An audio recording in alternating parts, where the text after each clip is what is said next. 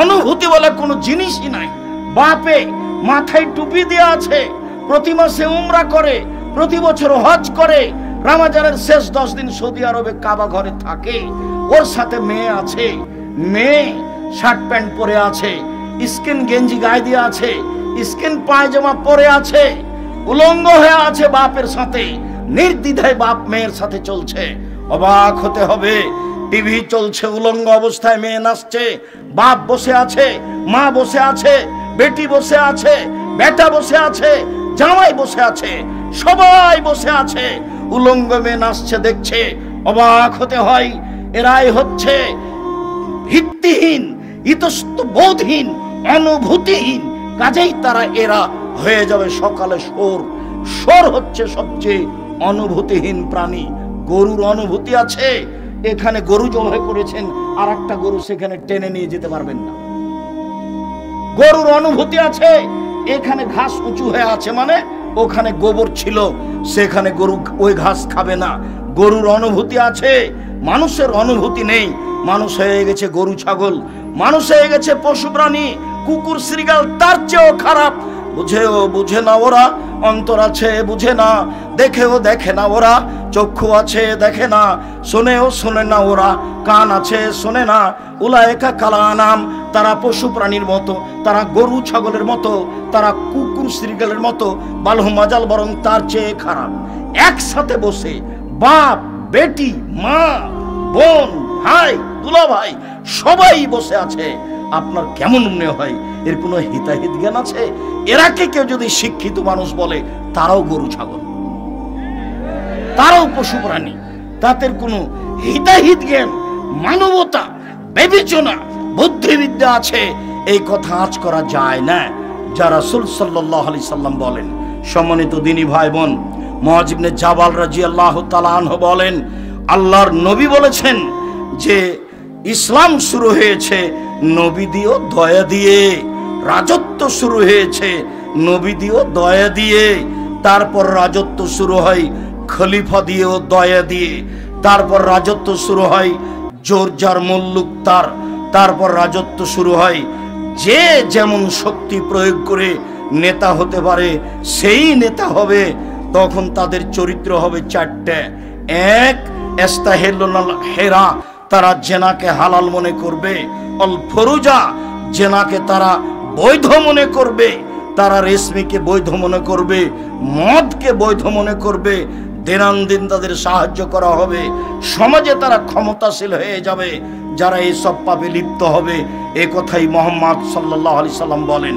আবু হুরায়রা রাদিয়াল্লাহু তাআলা আনহু বলেন, রাসূল সাল্লাল্লাহু আলাইহি সাল্লাম বলেছেন, পৃথিবী ধ্বংসের লক্ষণ, বিদ্যা উঠে যাবে, মূর্খতা বেড়ে যাবে, পুরুষ কমে যাবে, মহিলা বেশি হয়ে যাবে, জেনা বেশি হয়ে যাবে।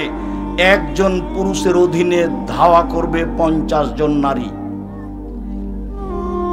এটা ফাসাদুন তাফাসাদাল হেমারে, গাধা যেমন গাধীর সাথে মিলে লজ্জা জানে না, ষাঁড় যেমন গাভীর সাথে মিলে লজ্জা বুঝে না, মানুষ তেমন খোলা মাঠে জেনা করবে, লজ্জা বুঝবে না। সম্মানিত দ্বীনী ভাই বোন, আমি আপনাকে আলোচনার শেষে এসে বলছি, এই ছেলে এই থামো, আমরা তো রাজশাহী ফিরে যাব, তুমি কি অত দূর ফিরে যাওয়া? তো তুমি অত ব্যস্ত হয়ে গেলে কেন? আমি দোয়া পড়ি। আজকে তো আলোচনা জীবনে ব্যতিক্রম শুনলে প্রথম থেকেই,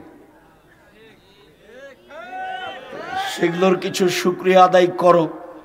কি শুনলে আর কিভাবে আলোচনা শেষই হলো না, চলে যেতে চাও। আমি তো তোমার চেয়ে অনেক দূরের পথ যাব, তারপরেও ফতোয়া বোর্ড আছে, তারপরেও পরে আর একটা প্রোগ্রাম আছে, তুমি এত ব্যস্ত হচ্ছ কেন? দোয়া পড়ি, নিজের মানবতা বজায় রাখো, নিজের জন্য আল্লাহর কাছে দোয়া প্রার্থনা করো, নিজের কথাটি আল্লাহর কাছে বলতে শিখো, দাবি দেওয়া রাতে পেশ করো আল্লাহর কাছে, পথ সহজ হবে। সুন্দর করে ওযু করে 2 রাকাত সালাত আদায় করে দাবি দেওয়া আল্লাহর কাছে পেশ করেন, তিনি দেওয়ার জন্য প্রতীক্ষমান রয়েছেন। কেউ আপনার উপকার করতে পারবে না। মানুষ সাধারণত মানুষের ক্ষতি করে, উপকার খুব কম করে। আর যদি দলে চলে যান, তাহলে আপনি যদি বিপদে পড়েন, তাহলে ও বলবে ঠিক হয়েছে, ঠিক হয়েছে, মর, ঠিক হয়েছে। যদি জেলে চলে যান তাহলে আরও খুশি হবে, গরু জবাই করবে। আমি নিজে চোখে গরু জবাই করতে দেখেছি। একজন যখন বিপদে পড়েছে তখন আর একজন ওই বিপদকে খুশি মানাতে গিয়ে গরু জবাই করেছে। এটা আমার চোখের সামনের ঘটনা। কাজেই ফ্রি থাকেন, দাবি দাওয়া আল্লাহর কাছে পেশ করেন, মানুষের কাছে পেশ করতে হবে না। রাসূল সাল্লাল্লাহু আলাইহি সাল্লাম বলেছেন, কুল্লু মুস্কিরিন খামরুন, প্রত্যেক জাতে বিবেকের ক্ষতি হয় সেটাই মদ। কুল্লু খামরিন হারাম, প্রত্যেক মদই হারাম। রাসূল সাল্লাল্লাহু আলাইহি সাল্লাম বলেছেন, মাসকারা কাসিরুহু ফাকালিলুহু হারামুন, যেই জিনিস কম খেলে বেশি খেলে বিবেকের ক্ষতি হয় তার কমও হারাম। রাসূল সাল্লাল্লাহু আলাইহি সাল্লাম বলেছেন, মদ খাবে যে আল্লাহ তার সাথে 40 দিন কথা বলবেন না, আল্লাহকেও সন্তুষ্ট করতে পারবে না। মদ খাবে যে 40 দিন তার নামাজ কবুল হবে না। এমন পাপ দুনিয়াতে নেই। একবার তো ফলাফল দেখলেন, শোর হয়ে যাবে, বানর হয়ে যাবে, এমন পাপের ফলাফল দুনিয়াতে নেই। আবার এখন আল্লাহ রাসূল বলছেন, মদ খেলে 40 দিন আল্লাহকে রাজি করা যাবে না। সুদ খাওয়ার পরে যদি রাতে বলে আল্লাহ ভুলে হয়ে গেছে, আমাকে মাফ করো, আল্লাহ বলবেন ঠিক আছে করলাম। 70-80 বছরে একদিনও নামাজ পড়েনি, আজকে বলছে আল্লাহ ভুল হয়েছে, আজ থেকে নামাজ শুরু করব, আমাকে মাফ করো, আল্লাহ বলবেন ঠিক আছে করলাম। মদ খাওয়ার পরে যদি বলতে থাকেন আপনার কথা আল্লাহ শুনবেন না। কতদিন? 40 দিন। আবার ওই হাদিসের পরের অংশে এসেছে, যদি মরে যাই তাহলে কাফের হয়ে মারা যাবে, আর যদি তোবা করে তাহলে তোবা কবুল করা হবে। রাসূল সাল্লাল্লাহু আলাইহি সাল্লাম বলেছেন, মানুষ যদি মদ খায় তাহলে সে মূর্তি পূজার মতো পাপ করে। মদ হচ্ছে পাপের মা, মদ হচ্ছে পাপের চাবি, মদ হচ্ছে পাপের মূল।